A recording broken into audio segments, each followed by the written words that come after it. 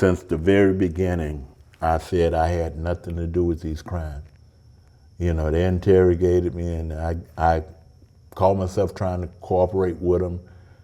And after a while, could have asked me the same question over and over and over and over. So I eventually say, look, y'all either charge me or let me go. That's when they put me in a cell, and I've been in a cell ever since. Actually, you the first person that ever questioned me about any of this. After the police had threatened to charge him with 8 capital murders, this is when my name come up. Life is a nightmare, a never-ending nightmare, you know. I wake up to sit here in a little old cell, 3 steps from my bunk to the door, and 3 steps back. You know, I've been living like this for the last 35 years. You know, people don't even treat dogs like we get treated, because this is not living. But I don't have the strength nor the courage to take my own life. Do you have good hopes to be able to get out? You're 71 now. Hi everyone, I was in France last winter. I hope you took a look at the last episode that I shot there. During that trip, I met Nadine, who married Eugene Broxton, who's been on death row since 1992, almost 35 years. They've been together for 20 years, and Nadine told me how much she loved him and how sure she was that he was sent there by mistake because of all the flaws in his trials.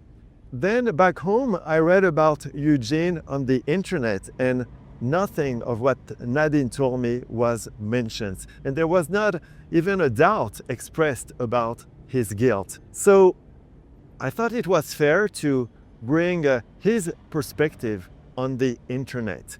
We're not going to redo his trial here, but to those who say that everyone on death row say that they are innocent, I just wanted to remind them that many people have been exonerated after years on the row. If you haven't, take a look at the interviews I did with Anthony Grace, for example, in Houston. The judge that was pushing to keep me there and retry me was the daughter of the judge that initially sentenced me to death. They were trying to break my will and want me to plead to a sentence that I was refusing to plead to. I was not going to plead to anything. You was going to murder me or you going to free me. And that was my stance. Or listen to my interview with Perry Cobb in Memphis. This lady to whom Santini told she had done the murder, did she testify at your third trial? The judge Maloney would not allow her to testify. But why? Now you asking me a question I can't answer. Before I take you back on death row, I just want to have a word for the victims of those crimes, for their loved ones, for their family, and for the people who have been injured and of whom we're going to talk about. Because Eugene has been accused of horrible crimes, and we all agree that the people who committed them have to be punished. Street kid, prison kid, every system let him go. Framed by lies, no DNA, but still they run the show. 35 years in a cell and still he won't relent. 35 years on death row, he still says he's innocent.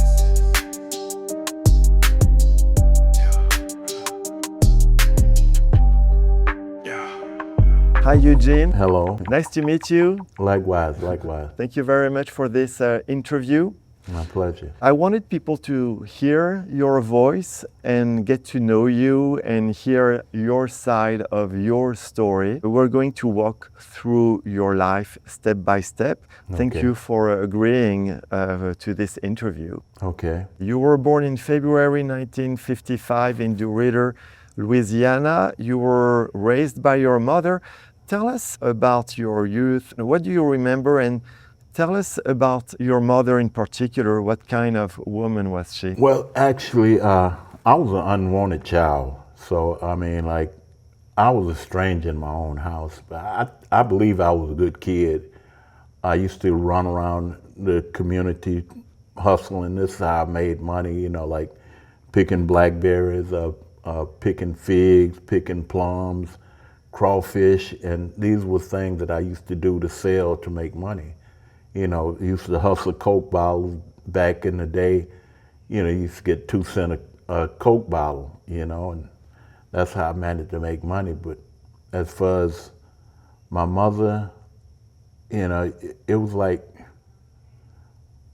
she wasn't there, you know, and I mean, like, the only thing I can remember was, you know, the beatings that I used to get when I was a kid. You know, I got beat for whatever, you know, something my sister did, something my brother did, it was I who got beat. How many brothers and sisters you had? 1 brother and 1 sister, but I later learned that on my daddy's side of the family, he had like 7 kids, and I was like 6 years old when I first met him and met them. Met your father, you mean? Yes, yes. But still, it was like I was a stranger. However, I got treated better by them than I did at home. But my visits was like, you know, just maybe once or twice a month, you know, something like that on the weekend. It was in the countryside, right? Yes, yes, yes. What was your mother doing? Nothing. She was on welfare and didn't do anything. And why were you placed in an orphanage? I was 10, and my mom was married to my brother and sister father. However, after he died, I showed up, and back then, back in the 50s, you know, regardless of any woman, if she had a child outside of wedlock, he was considered, you know, illegitimate. So I was illegitimate, and I was determined that, you know, I was the one who should have been sacrificed. See, my brother had accidentally killed one of his best friend in our living room, but he wasn't punished. It was like I was the one who was punished. I was the one who was taken away from home. He killed him? Yeah, it was by accident, but from that point, the welfare department determined that my mom wasn't fit to take care of me, and they placed me in the orphanage home. You know, it was just crazy. It was just crazy. How many kids were you at home? Just 3. Well, actually, it was just 2, because my sister got married when she was 16, you know, and she was like 8 years older than me. So it was just my mom, my brother, and me, you know, so. But after that incident happened where he accidentally killed his friend in our living room, they took me away from home, but not him, you know, which to this day I don't understand that. I stayed there, and then by the time I reached 13, I was placed in a foster home. And the foster parents, at least the foster moms, I was like, she had like 4 other kids that was foster kids, but they was much younger than me. And I became like a servant, you know, like wash the dishes, mow the lawn, hang up clothes, take in clothes. And it was pretty cruel. They wouldn't let me go anywhere, only go to church, which I did, and I joined the choir, you know, so. And that's basically was my activity when I was there. But I got treated so bad until one time I ran away, not knowing where I was going. I was just going. I didn't want to be there anymore. And I couldn't get a ride, so I ended up going back to the foster home, foster home. But I determined like that night that I would run away again, and I determined that I would do something where they would not want me back. So when I ran away the second time, I stole one of their cars, you know, and I totaled it and ended up going to jail. And I could have ran, but I didn't. I ended up going to jail, and I was placed in a reform school. What age were you at that time? 14. Did you graduate from high school? Did things get better for you after that? Actually, I didn't learn to read until I was in my mid-20s. I wasn't in the reform school for very long, like maybe a couple of months, and I got a furlough to go visit my sister, a Christmas furlough. And while I was with my sister, they told my sister I did not have to come back. So at this point, I'm like 15, you know, I'm turning 15, and long story short, like me and my brother-in-law got into a fight, and as I was leaving out of the house, he told me if I left out of the door that I couldn't come back. So I just kept going, and I never looked back. Then I ended up on my own at the age of 15, living on the streets, you know, and doing whatever to survive.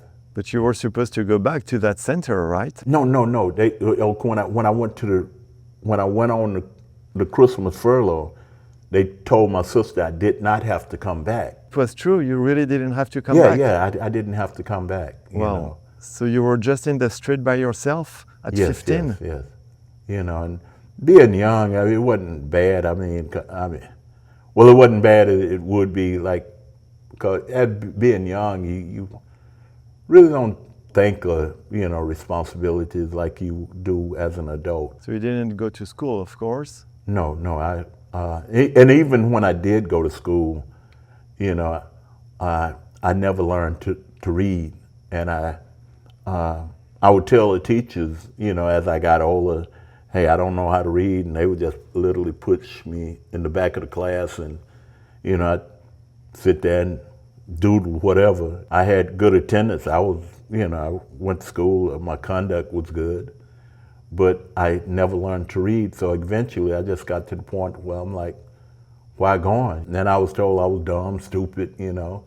So I thought that was a condition of being dumb and stupid, not being able to read. And when I turned 18, I committed a robbery, you know, in Louisiana. And I ended up being sent to Angola, Louisiana, prison. And it was during that time where I taught myself how to read. One of my oldest niece had wrote me a letter. She was like 10, and she was like, Uncle Eugene, if you don't know how to read and write, I'd be happy to teach you because I plan to be a teacher. And I had to get someone to read that letter for me, which made me feel good, but on the other hand, it made me feel bad. And I started repeating over and over in my mind, I need to learn how to read, I need to learn how to read. And I would go around, like I lived in the dormitory, and I would get a piece of paper and a pen, and I'd go around and ask guys how you spell this, that, is, isn't, can't. And I would get those words and I would study them. And I basically learned how to read by memorizing words. And to this day, I mean, I do not know the sounds of the alphabet. You memorize words? Yeah. But I know suffixes, affixes, and double syllable. At what age did you arrive at the Angola prison? 18. So I was sentenced to 20 years. Wow. And I didn't get out until I was 30. Yeah. For robbery? Yes. Did you do several robberies? No, I just one. Just for one robbery? Just one robbery. And it blew my mind because I ran into other guys that was there with same type of cases. In fact, some even worse than mine. And they had 4 or 5 years, but I was sentenced to 20 years. So it was like, you know. How long did you stay over there? 12 years. Then you went to Texas, right? Yes, I got out. I ended up getting in a ready-made family. It was a woman that I knew, and she had a couple of kids. And before I got out, she became unemployed, and I got out. I got a job, but I was just making minimum wages.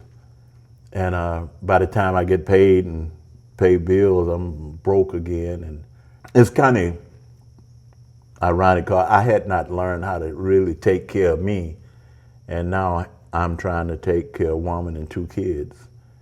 And I guess I fell under pressure, and I thought I would do a robbery, and I did a robbery and had a shootout with the police, and ended up coming to Texas prison. You shot at 2 police officers in Pasadena near Houston, right? I shot out of retaliation. I mean, they started shooting at me, and out of fear, I shot back.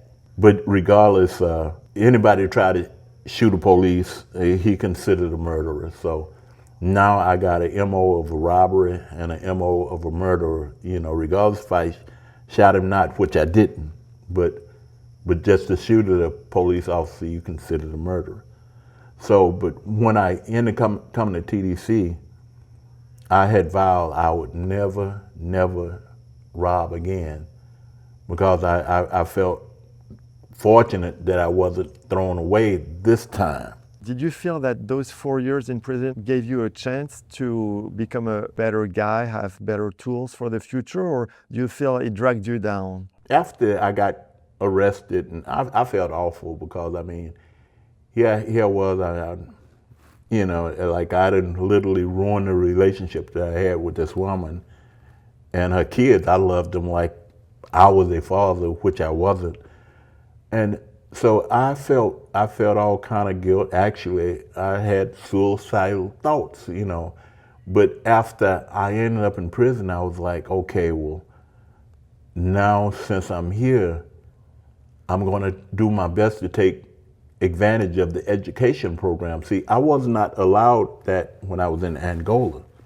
You know, they wouldn't let me go to school. They wouldn't let me take any trades in Angola. But in Texas, they said, I had all these opportunities, so I decided I would take advantage of it. I decided I would get my GED, and I signed up for auto mechanic, got a diploma in that. Diesel mechanic, got a diploma in that. I signed up for a typing course, got a diploma in that. When I got out, I went to a halfway house. And at this halfway house, I was trying to get a job, but unfortunately I couldn't get a job, so I was going to a day labor place, you know, 2-3 times out of the week.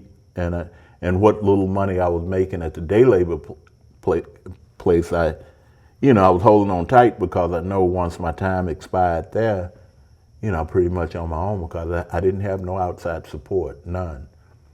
So when I got out, I bought an old car. I paid $150 for. How long did you stay in prison at that point? 4 years. Like I said, I figured when I bought this old car, you know, if necessary, I could sleep in the car, but I felt like if I had a car, I could eventually find a job. Sadly to say, a week later, somebody stole the car, so, and everything I had that was in the car was gone too, so I ended up homeless. And if there was any time for me to want to commit a crime, it would have been then, but I didn't. I struggled. In fact, I met a lady who allowed me to stay with her and her 2 kids until I got it. And the very day that happened, I found a job.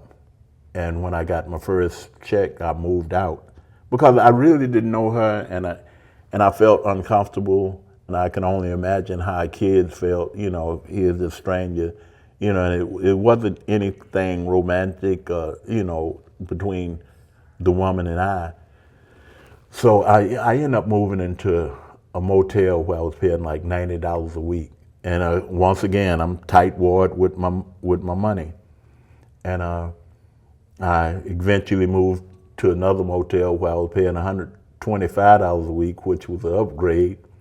But still, I'm holding on to my money. And I eventually moved into an apartment. And how old were you at that time? 34, 35. What jobs were you doing? I was working at a place where they did boilers for oil refineries, you know.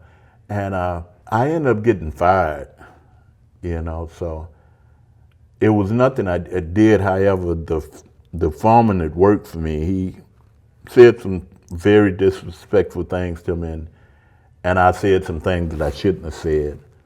And so he built a case on me to get me fired. So I ended up getting fired. And I'm not gonna lie, I was angry. I wanted to do him something, but I know if he would have got so much as a scratch, it would end up sending me to prison. So I just blew it off and I moved on. Where was it? In Houston. The company was like in walking distance. It was like 2 blocks from where I lived. So after I got fired, when I invested what little money I had in some crack cocaine, and I started selling crack cocaine.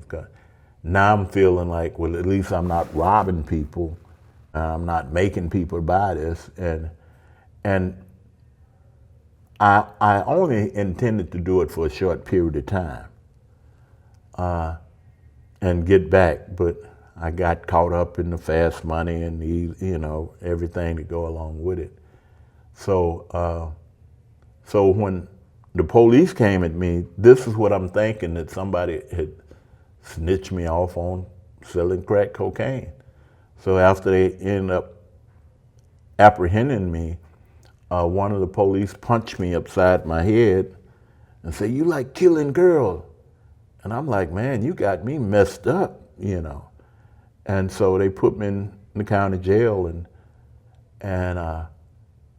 then the next day I heard over the news they arrested Eugene. I heard it on the TV. They arrested Eugene Broxton for one capital murder, and they suspect him to be in 3 other capital murders, which really blew my mind. April 6, 1991, a man called Gary Wayne Stuckwish is robbed and stabbed to death in his apartment. You will be indicted for that murder. Do you know what happened? Okay, well, here's the thing. Okay, that was a woman by the name of Mary Ford who lived with him.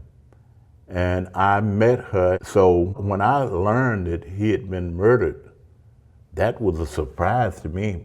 However, me and Mary Ford had literally stopped messing with each other. And She was your girlfriend? You mean? no, she was just somebody I'd met and hung out with a few times, you know, and literally, you know. So when I was charged with his murder, that blew my mind, because I didn't even know he was dead until I ended up being charged with his murder. In fact, back when I was in the county jail, you know, they had all this media, you know, they had me in the news. I wrote the newspaper because I wanted them to hear my side of the story, but nobody gave a damn. Nobody wanted to hear what I had to say, you know. Actually, you the first person that ever questioned me about any of this. You have no idea of what happened. No, I had no involvement, none whatsoever with that. On May 16, 1991, first, can you tell us what you did that evening? Man, I have no idea what expired May 16 of 1991, but I know I wasn't out murdering people. That day, in the east part of Houston, Channel View, a terrible murder took place. 20-year-old Shayla Dawkins was shot and killed in her hotel room. Her 23-year-old new husband, Waylon, survived. He was shot in the head. Less than a year after this murder, you got sentenced to death for it. Okay, when you spoke of that crime, yeah, that day, I used to go out to this truck stop in that area, and that was my hangout spot. That's where I used to sell my drugs at, the truck stop. So, but I had nothing to do with that crime. What little evidence they did have was found on another guy who said that I was the one who did the crime and gave him the evidence, but it was found in his possession. Can you tell us a little bit more about who that guy was and how things happened according to you? Chris Shooks. He was a dope fiend. I used to sell him drugs. After the police had threatened to charge him with 8 capital murders, this is when my name come up. So me being a nobody, and the reason I say a nobody, I had no family, I had no strong ties to the community, I had no money.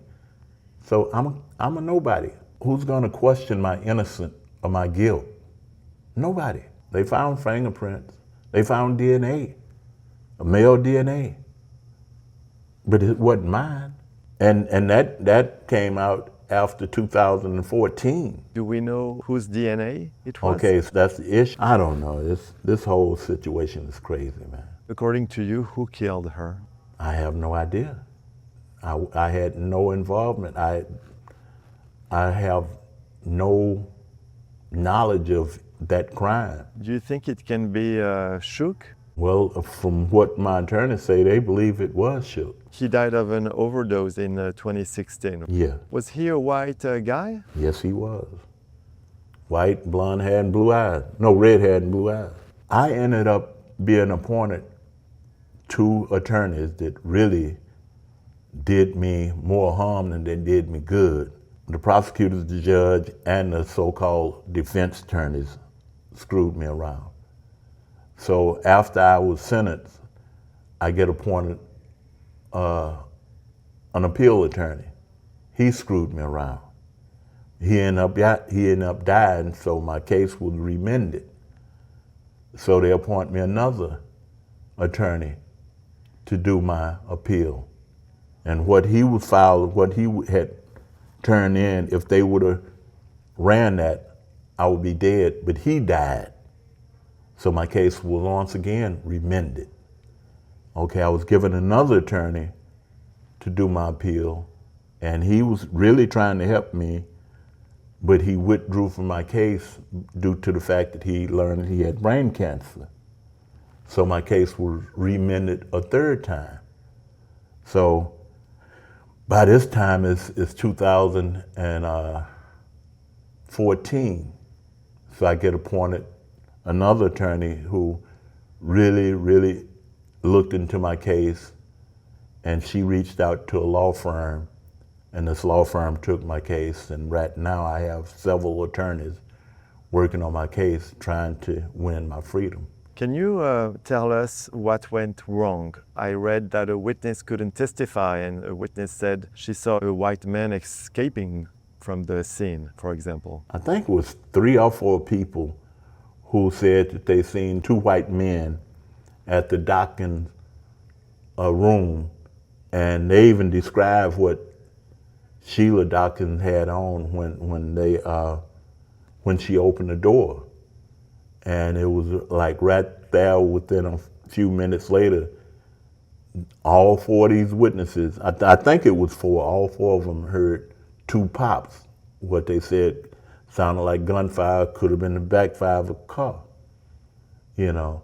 But the prosecutors discredit them. I was just framed. The husband recognized you. What's your explanation about that? With your information, did it tell you that he was in the hospital, heavily sedated on morphine and codeine, and even his mom said that he couldn't remember things. So when the homicide detective went to see him, I had no attorney present. So the only thing I could think of, they went to his room with what they call a photo spread. At least this is what I was told. 5 pictures. One of them was me. So somehow with the pictures, if you see the 5 pictures, 4 of the pictures look real old, and one of me looked fresh. So by him being heavily sedated, and I don't know if you know anything about drugs, but if you high on morphine or codeine, and he was high on both of them, if I whisper to you, yeah, that looked like he did it, when you come down, you're gonna like, that looked like he did it. And that's a fact, there's no exaggeration. So the only thing I could say, once again, I was considered a nobody.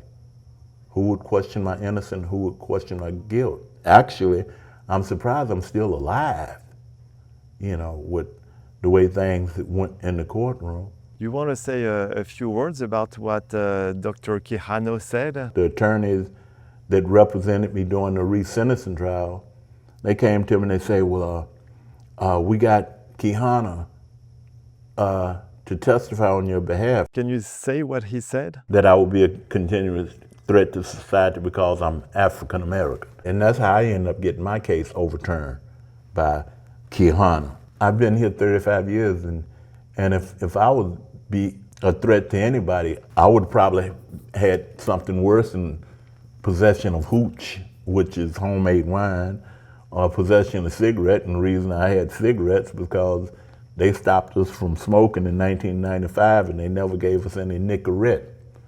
You know, so yeah, you know. So if you see violence in that, I'm guilty.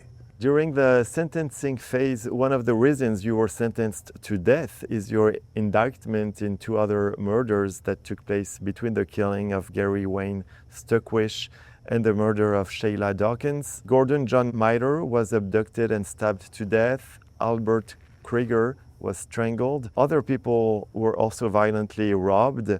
and you were indicted in these offenses. Did you have any connections to these cases? No knowledge, no involvement, none whatsoever. They don't have any evidence. They just charged me with these crimes because I was the perfect candidate to clear the books on these murders. And in fact, they had said back in 1995 that they would never prosecute me on those crimes, but it would be their insurance that I would never get out. But I had nothing to do with those crimes. And if you just read it on paper, I mean, just read it about it, you know, you got a horrible man. You got, ooh, he deserved to die. And that's what it boiled down to. Since the beginning, you've been telling that you are innocent, or at some point they made you say it was you? Since the very beginning, I said I had nothing to do with these crimes. You know, they interrogated me, and I called myself trying to cooperate with them. And after a while, could have asked me the same question over and over and over and over. So I eventually say, look, y'all either charge me or let me go. That's when they put me in a cell. And I've been in a cell ever since. Do you have good hopes to be able to get out? You're 71 now? After I had the DNA hearing back in 2023, and everything went in my favor, and the judge said he was going to write his fact-finding and conclusion of law, but he never did, but he just denied me. He sided with the prosecutor. That literally took the steam out of me, you know? I mean, like, I knew they didn't have my DNA because I wasn't there. I knew they didn't have my fingerprints because I wasn't there. I wasn't involved anyway. So when it came out and they said he just denied my request for new trial due to the fact that he had DNA and fingerprints.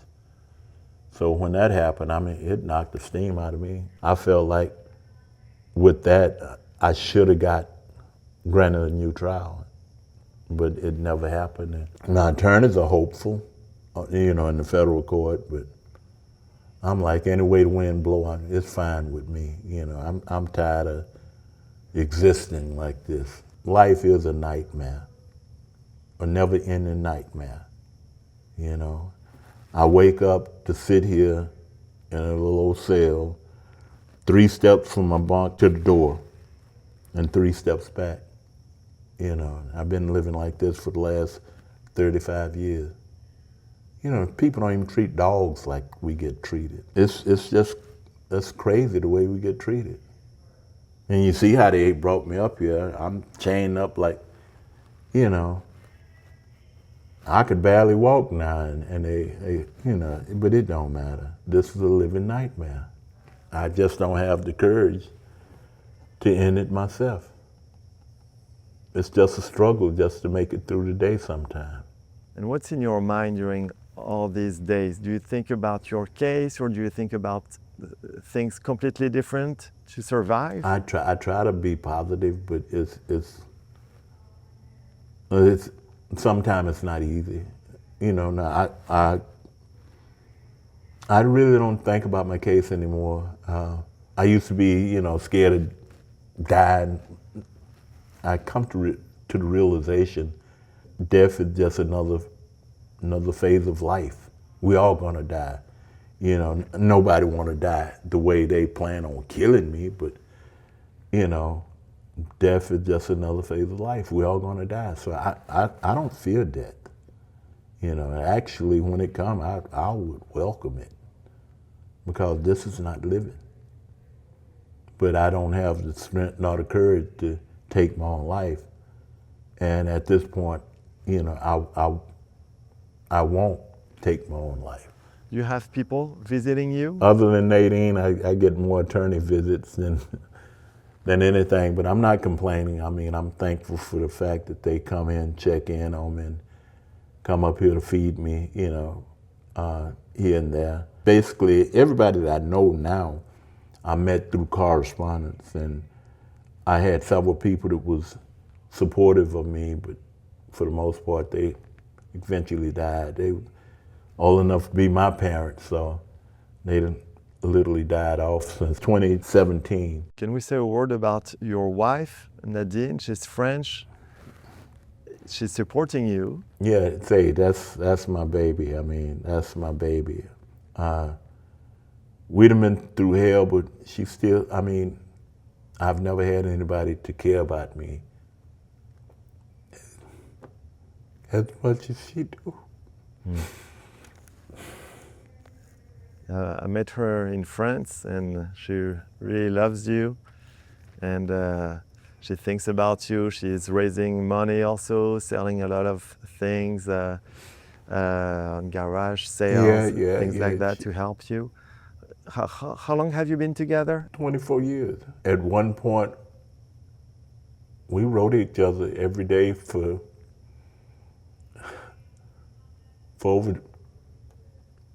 over like 20 years. Now we talk on the phone every day, which is a blessing. You know, I call her every day, and we talk on the phone.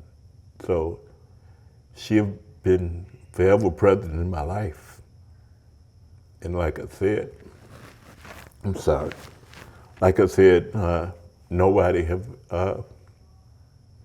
cared for me the way she do. And yeah, I love her to the moon and back, you know. So if you get out, are you planning to go and live in France with her? Man, I live under the bridge with that woman. I just hope that happened, you know. She's my life. She's my life. And I'm thankful to have her in my life. Have you been able to become friends with other inmates? Do you get out of your cell sometimes? Yeah, You have a bit of rec time? I go out and I play dominoes and watch TV. That's pretty much how I spend my time. In fact, I was in the day room when they came to get me to come out here, you know, and we get like 4 hours a day. There's a whole lot of new guys here, and the way they keep us on lockdown now. You know, we on lockdown even when we're not on lockdown, so we really can't move around like we once could, but pretty much most of the guys back here know me. I've always found a way to hustle. I mean, it's been a part of my life, you know. I used to make jump ropes, you know, sell those. I used to sell dirty magazines, you know, and then the hooch that I've been caught for, I used to make it and sell it, but I'm not a drinker.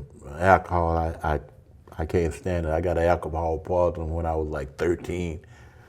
So the smell of alcohol would really make me feel like I had to throw up. But the last time I got caught for hooch was in 2012, and I'm on level 2, you know, like you don't have anything on level 2. So I'm trying to think of a hustle that I could come up on that won't send me to jail, you know. Level 2 is going to jail. So I came up, I say, well, when I get up back to level 1, I'm gonna try to make some fudge bars. So I got back to level 1, and I already had some of the ingredients that I needed, and I crushed up some cookies, peanut butter, and some melted down butterscotch, and I made what I call fudge bars. And I had like a ball of dough like this, and I'm like, man, so I made like some little bars, and I gave a few guys one, and they said, my nickname is Uncle Ippy. So they said, wow, Uncle Ippy, man, these things good. Are you gonna sell them? I said, yeah, I can. So I started selling fudge. I started making fudge bars and selling, but I would always get a first one to individuals free. You know, this is on me. I became well known back here for fudge bars. I just retired 2 years ago from making fudge bars.